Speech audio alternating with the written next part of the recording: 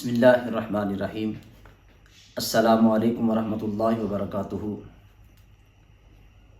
الحمدللہ ماہ رمضان مبارک کا بابرکت مہینہ وہ چل رہا ہے، اور اللہ کی توفیق سے، اللہ کے خاص فضل اور کرم سے مسلمانوں نے ماہ رمضان مبارک کا جو پہلا عشرہ ہے اس کو مکمل کر لیا، اور اب دوسرا عشرہ جو ہے وہ شروع ہو چکا ہے۔ ماہ رمضان مبارک کے 3 عشرے ہیں۔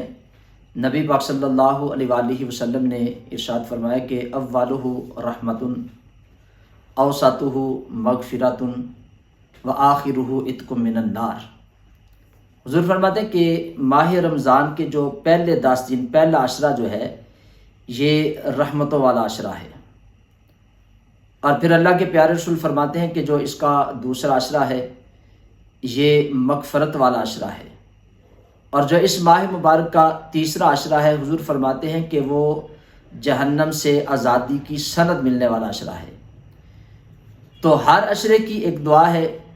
پہلے عشرے کی دعا الحمدللہ میں نے اس پر ایک کلپ بنایا، کافی ساتھیوں نے اس کو دیکھا، اور اسی طرح دوسرے عشرے کی دعا ہے، آج اس پر ہم بات کریں گے۔ تو جس طرح ماہ رمضان مبارک کا جب پہلا عشرہ سٹارٹ ہوتا ہے تو لوگوں کے اندر ایک عبادت کا جذبہ ہوتا ہے، ایک عبادت کی لگن ہوتی ہے۔ لوگ بہت زیادہ مساجد کے اندر جو ہے وہ آتے ہیں، نماز کا اہتمام کرتے ہیں، تلاوت قرآن پاک کرتے ہیں، صدقہ اور خیرات کرتے ہیں، ہر قسم کی چھوٹی بڑی نیکی کرنے کی وہ کوشش کرتے ہیں۔ اور پھر جیسے ہی تھوڑا سا ماہ رمضان کے دن گزرتے ہیں تو لوگوں کے اندر ایک سستی سی آ جاتی ہے، وہ عبادت کا جو ولولہ تھا، جو عبادت کی لگن تھی، وہ کم ہو جاتی ہے۔ جبکہ ماہ رمضان کا ایک لمحہ جو ہے وہ بھی ضائع کرنے والا نہیں، ہر ایک لمحہ جو ہے وہ اپنے اندر بہت زیادہ برکتیں اور اللہ کی رحمتیں سمیٹے ہوا ہے۔ تو ہمیں کوشش کرنی چاہیے کہ جس طرح ہم پہلے عشرے کے اندر عبادت کے اندر بڑھ چڑھ کے جو ہے وہ حصہ لیتے ہیں، عبادت کرتے ہیں، تو اسی طرح ہمیں ماہ رمضان مبارک کا جو دوسرا عشرہ ہے اس کے اندر بھی عبادت کو کرنا چاہیے۔ تو جس طرح پہلے عشرے کی دعا ہے، اسی طرح ماہ رمضان مبارک کے دوسرے عشرے کی بھی دعا ہے، اور وہ دعا کون سی ہے آپ سکرین کے اوپر بھی اس دعا کو جو ہے وہ دیکھ لیں گے۔ دوسرے عشرے کی دعا ہے استغفر اللہ ربی من کل ذنب واتوب الیہ۔ اب اس کا ترجمہ کیا ہے؟ میں اللہ سے اپنے تمام گناہوں کی بخشش مانگتا ہوں۔ اگر مرد ہے تو کہے گا مانگتا ہوں، اگر عورت ہے تو وہ کہے گی مانگتی ہوں۔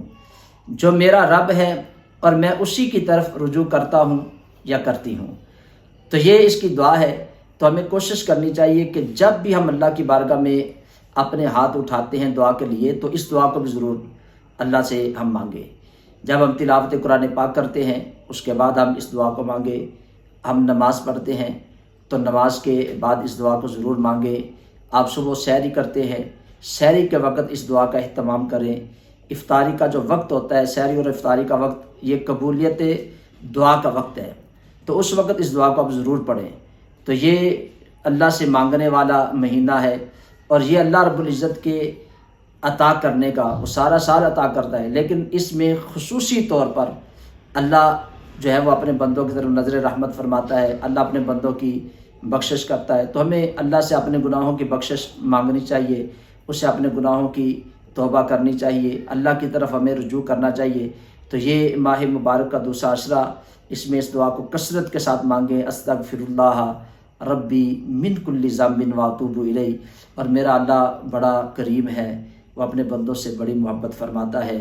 تو اللہ کی بارگاہ میں اس امید سے ہم اپنے گناہوں کی توبہ کریں کہ وہ ہمیں بخش دے گا اس ماہ مبارک کے صدقے میں۔ تو اللہ رب العزت کی بارگاہ میں دعا ہے اللہ تعالیٰ ہمیں اس ماہ مبارک کا ہر لمحہ جو ہے اسے قیمتی بنانے کی اللہ توفیق عطا فرما دے، ہمیں تلاوت کرنے کی، ہمیں کثرت کے ساتھ استغفار کرنے کی، کثرت سے نبی پاک صلی اللہ علیہ وسلم پر درود و سلام بھیجنے کی، صدقہ اور خیرات کرنے کی، سحری اور افطاری کا اہتمام کرنے کی، ماہ رمضان کا جو ہمارے پر روزہ فرض ہے اس کو صحیح طریقے سے، جو اس کا حکم ہے اس کے مطابق اس کو پورا کرنے کی اللہ تعالیٰ ہم سب کو توفیق عطا فرمائے۔ اس ویڈیو کو آگے ضرور شیئر کریں، اور میں ان تمام ساتھیوں سے گزارش کروں گا جو اس چینل پہ نئے ہیں اس چینل کو بھی سبسکرائب کر دے، بیل آئیکن کے بٹن کو ضرور دبا دے۔ اللہ تعالیٰ ہم سب کا حامی ناصر ہو۔ السلام علیکم ورحمۃ اللہ وبرکاتہ۔